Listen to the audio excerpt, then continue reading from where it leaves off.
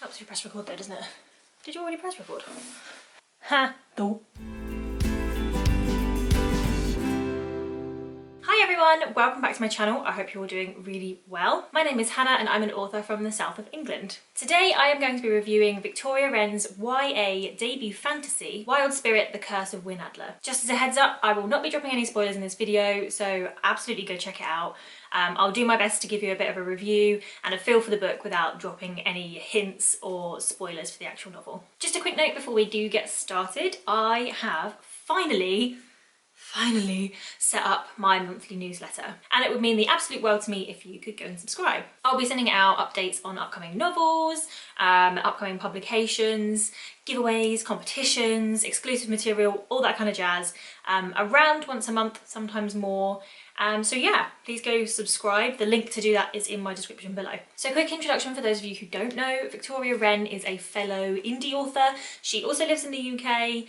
And this is the first novel in her debut series. In the novel, we follow our main character, who is called Win, on a journey that allows her to learn about herself, her family, her past, her present, and uncover some pretty hard things to swallow. There's shape-shifting, there's fantasy, there's high school drama, there's a cast of very colourful and exciting characters, and a mystery that we only begin to uncover in book one. Essentially, this novel has literally everything in it that I adored as a teenager reading, and I thoroughly enjoyed reading it as an adult. I feel like I have a lot of highlights for this novel.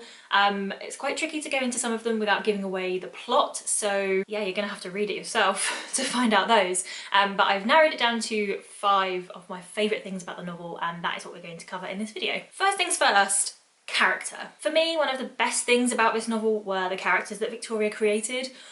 Win is absolutely my favourite character. She's probably what I would have aspired to be like at school. She's strong, she's quite assertive, she's sure of herself most of the time, but she's got enough flaws and enough things to work on that really allow the reader to get to know her and really empathise with her. I also really liked Win's dad.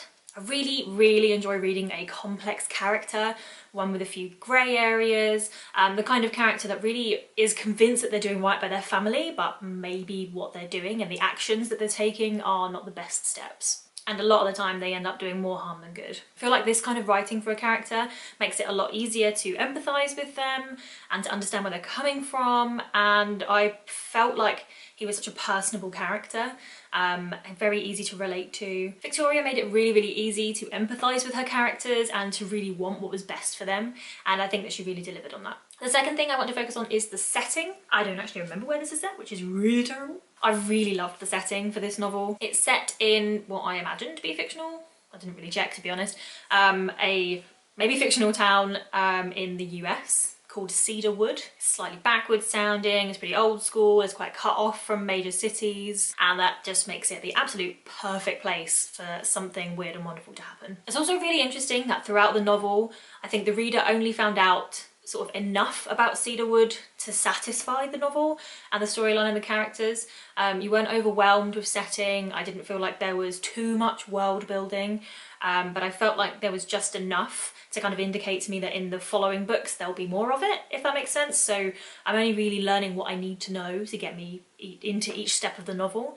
So I'm guessing books 2 or 3 or whatever are going to open up even more of Cedarwood for me to explore. The third thing I want to focus on is dialogue. This novel absolutely comes alive for me with the dialogue. Each character has a very distinctive voice, and the dialogue obviously does a great job of bringing that out more. The fourth part is twists and unexpected happenings. Who doesn't love a good twist? Twists are some of my absolute favourite things in any novel I read.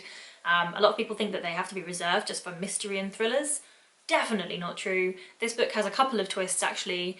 One of them I kind of saw coming, but I'm not mad that I saw it coming. It was one of those where it felt a little bit like Victoria gave me enough to work it out, but then I could still pat myself on the back when I got it right. But the ultimate twist and the one at the end, did not see that coming at all. The fifth and final favourite thing about this novel is the design. There is no way I could do this book review without talking about what it looks like. Victoria has done an absolutely incredible job at finding some really great designers, both for the inside and outside of the novel. So, cover, as you can see, clearly found an awesome designer.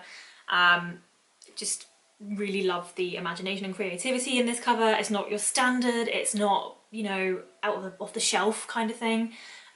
It's just really tailored for the novel, and it's amazing. Victoria also worked with a couple of companies to do the interior of the novel. It's not very often that you see a novel that has interior designed pages. I've seen it a few times and sometimes it plays off as really corny, but in Victoria's novel I think it really adds to the experience of reading the novel. I think it really works. So she worked with Enchanted Ink Publishing and Dazzling Designs. So I can show you. So every beginning of a chapter is like this.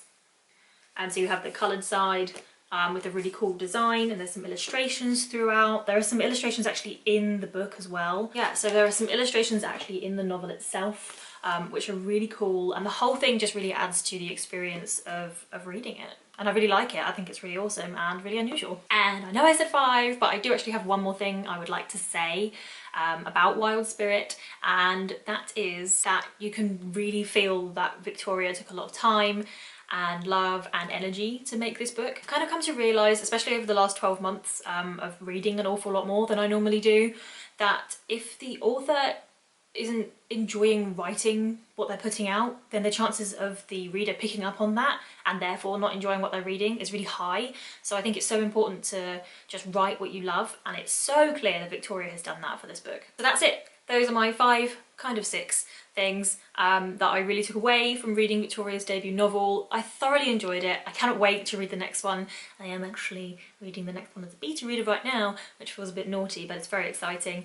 And I really strongly recommend that you go out and pick up a copy. It's available on Amazon as a paperback and as a Kindle as well. I will put the link for that in the description below. Yeah, I really strongly recommend you go pick up a copy, and if you do, and you do read it and you enjoy it, don't forget to review it. That's it for this video. I really hope you enjoyed it. If you did, please do subscribe to my channel and be sure to like the video, and I will see you later with another one.